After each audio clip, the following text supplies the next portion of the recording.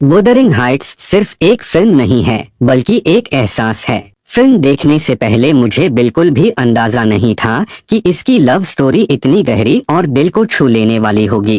तो चलिए इस फिल्म को रिकैप करते हैं और इसकी कहानी को समझने की कोशिश करते हैं। इस कहानी की शुरुआत होती है एक छोटी सी लड़की कैथरीन से, जो हमेशा डरी समी रहती है और हर छोटी छोटी बात पर रोने लगती है। उसे इस तरह देखकर उसके पिता भी बहुत परेशान रहते हैं। उन्हें समझ नहीं आता कि उनकी बेटी हर वक्त इतनी डरी हुई और उदास क्यों रहती है। फिर एक दिन उसके पिता कहीं बाहर जाते हैं और वहाँ से एक छोटे लड़के को अपने साथ घर ले आते हैं। उस लड़के का नाम हीथक्लिफ था।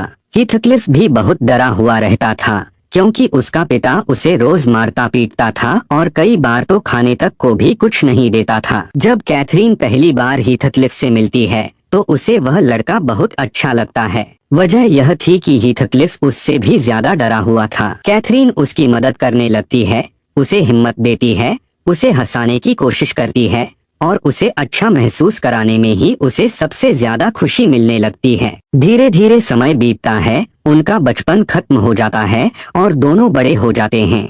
अब दोस्ती कब प्यार में बदल गई उन्हें खुद भी पता नहीं चलता। हीथक्लिफ के लिए तो दुनिया में सिर्फ कैथरीन ही सब कुछ थी। वह उससे बेइंतहा प्यार करता था और बस उसी के साथ अपनी पूरी जिंदगी बिताना चाहता था। लेकिन कैथरीन की सबसे बड़ी परेशानी कुछ और थी। वह हीथक्लिफ से प्यार तो करती थी, लेकिन उसे लगता था कि अगर उसने उससे शादी कर ली तो समाज उसे नीची नजर से देखेगा, क्योंकि हीथक्लिफ न तो अमीर था और न ही पढ़ा लिखा। इसी बीच उनके पड़ोस में एक अमीर और बेहद हैंडसम युवक रहने आता है जिसका नाम एडगर लिंटन था। कैथरीन को पूरा यकीन था कि अगर वह चाहे तो एडगर उसे जरूर पसंद करेगा। इसी वजह से वह अक्सर उसके घर के सामने से गुजरती और चुपके से उसकी हवेली की तरफ देखा करती थी। लेकिन एक दिन अचानक उसका पैर फिसल जाता है। एडगर उसे देख लेता है। गिरने की वजह से कैथरीन के पैर में मोच आ जाती है। उधर हीथक्लिफ कैथरीन को देखने के लिए बेचैन रहता था। जैसे ही उसे पता चलता है कि कैथरीन वापस आ रही है, वह उसे देखने पहुंच जाता है।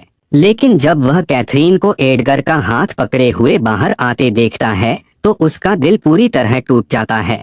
बिना कुछ कहे, बिना उससे मिले, वह चुपचाप वहां से चला जाता है। जब कैथरीन चारों तरफ नजर दौड़ाती है तो उसे हीथक्लिफ कहीं दिखाई नहीं देता। वह तुरंत उसे ढूंढने निकलती है। जब दोनों की मुलाकात होती है तो हीथक्लिफ गुस्से में कहता है, जाओ अपने उस एडगर के पास, अब तुम्हें मेरी क्या जरूरत है। रात होते ही कैथरीन उसे मनाने के लिए उसके पास जाती है क्योंकि वह जानती थी कि हीथक्लिफ उससे नाराज है। लेकिन जैसे ही वह छत पर पहुंचती है, नीचे से कुछ आवाजें आने लगती हैं। वह नीचे झांक कर देखती है तो एक लड़का और लड़की एक दूसरे के बेहद करीब होते हैं। यह देखकर उसकी सांसें जैसे थम जाती हैं। तभी पीछे से हीथक्लिफ आकर उसका मुंह दबा देता है क्योंकि उसे लगता है कि कैथरीन चीख पड़ेगी। उस पल के बाद कैथरीन के दिमाग में बार बार वही दृश्य घूमता रहता है। और सबसे बड़ी बात यह थी कि हीथक्लिफ ने उसकी आंखों में वह सब पढ़ लिया था। अब जब भी दोनों एक दूसरे के सामने आते, कैथरीन शर्म से नजरें झुका लेती और वहां से चली जाती। लेकिन उसके मन में वही दृश्य बार बार लौट आता था। एक दिन हीथक्लिफ उसे ढूंढते हुए उसके पास आता है। वह समझ जाता है कि कैथरीन के मन में क्या चल रहा है। वह धीरे धीरे उसके बेहद करीब आने लगता है और उसे चूमने की कोशिश करता है। लेकिन कैथरीन खुद पर किसी तरह काबू रखते हुए उसे रोक देती है। हालांकि उस पल खुद को रोकना दोनों के लिए बेहद मुश्किल था, लेकिन कैथरीन के लिए ऐसा करना जरूरी था क्योंकि उसके मन में अभी भी यही था कि एक दिन वह एडगर लिंटन से शादी करेगी। आखिरकार वह दिन भी आ जाता है जब एडगर लिंटन कैथरीन के लिए शादी का प्रस्ताव लेकर आता है। वह कैथरीन से पूछता है, क्या तुम मुझसे शादी करोगी। कैथरीन बिना ज्यादा सोचे हाँ कह देती है। लेकिन जैसे ही उसके मुंह से हाँ निकलती है, उसी पल उसे भीतर से एक अजीब सी बेचैनी महसूस होने लगती है। उसे ऐसा लगता है जैसे वह अपनी जिंदगी का सबसे कीमती हिस्सा कहीं पीछे छोड़ रही हो। जैसे कोई अपना जो उसकी सांसों से भी ज्यादा करीब था, उससे हमेशा के लिए दूर जा रहा हो। और वह शख्स कोई और नहीं बल्कि हीथक्लिफ था।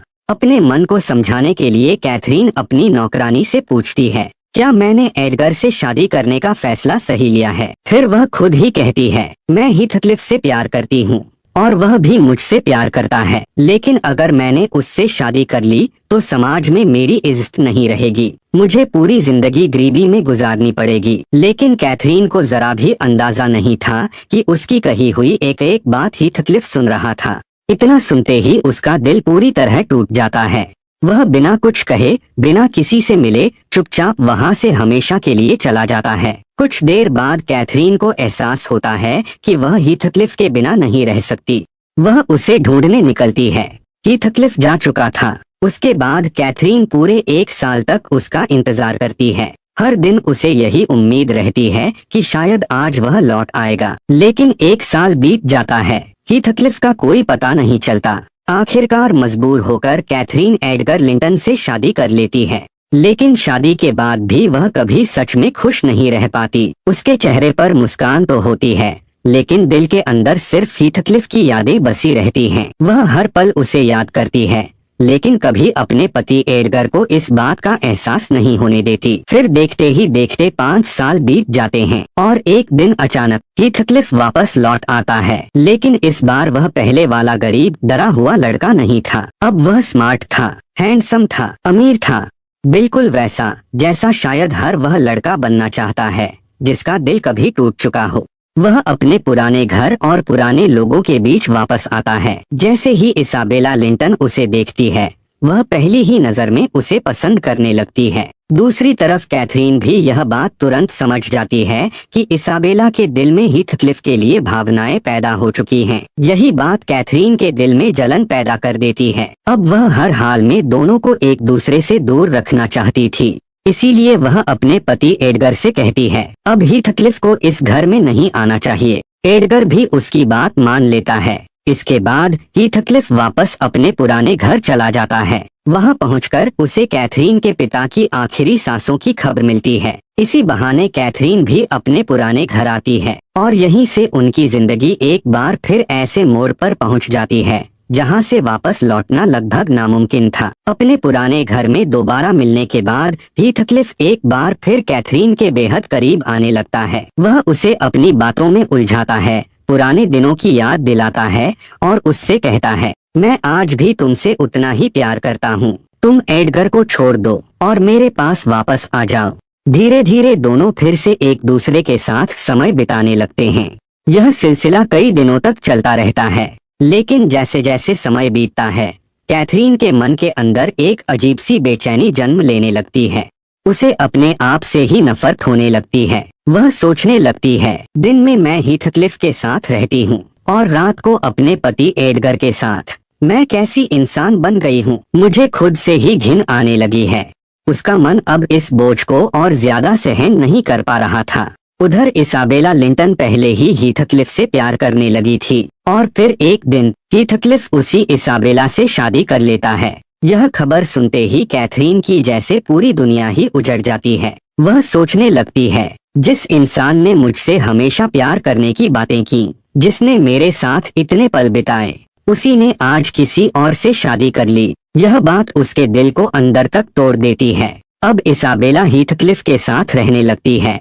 हीथक्लिफ के कहने पर इसाबेला बार बार उसे चिट्ठियां लिखती रहती है। जब कैथरीन उन चिट्ठियों के बारे में जानती है तो उसका दर्द और भी बढ़ जाता है। अब उसके लिए यह सब सहना नामुमकिन हो चुका था। धीरे धीरे वह पूरी तरह टूटने लगती है। उसकी तबीयत लगातार बिगड़ती चली जाती है और आखिरकार एक दिन उसकी कहानी हमेशा के लिए खत्म हो जाती है। लेकिन असली दर्द यही खत्म नहीं होता। जिस प्यार को पाने के लिए हीथक्लिफ ने पूरी जिंदगी गुजार दी, जब वही प्यार हमेशा के लिए उससे दूर चला जाता है, तब उसे एहसास होता है कि कुछ रिश्ते चाहे कितनी भी मोहब्बत क्यों न रखते हों, किस्मत उन्हें कभी एक नहीं होने देती। यही वजह है कि वुदरिंग हाइट्स को सिर्फ एक फिल्म नहीं बल्कि एक ऐसा एहसास कहा जाता है जो खत्म होने के बाद भी लंबे समय तक दिल और दिमाग में जिंदा रहता है। अगर आपको यह रिकैप पसंद आया हो तो वीडियो को लाइक जरूर करें, चैनल को सब्सक्राइब करें और कमेंट करके बताइए कि अगली बार आप किस फिल्म का रिकैप देखना चाहते हैं।